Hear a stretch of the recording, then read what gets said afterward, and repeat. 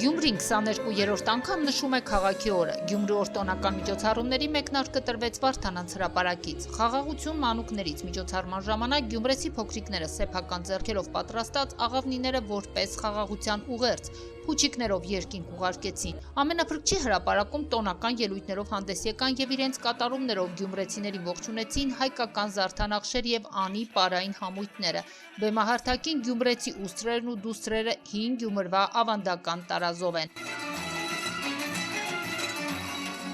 Հիմա հակին գտնվում է Չուխեն, Գյումրվա համազգեստը դա որպես գյումրեցի եւ շատ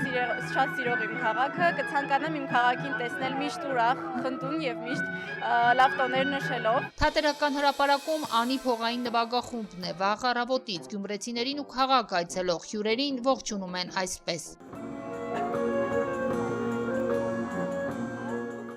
Համերգա ցանկում ընդգրկել ենք տարբեր ստեղծագործություններ, որը կապահովի բարձր տրամադրություն մեր քաղաքացիների համար։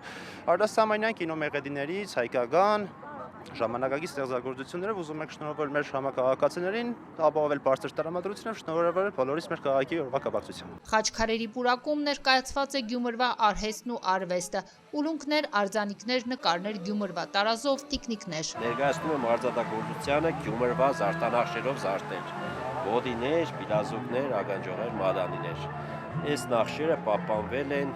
130-140 տարի, պապից է հասայինց եւ ես շարունակում եմ։ Իմ անունով եմ կոչել, ինչպես ինձ փոքր ժամանակ են անվանել ու կանչել։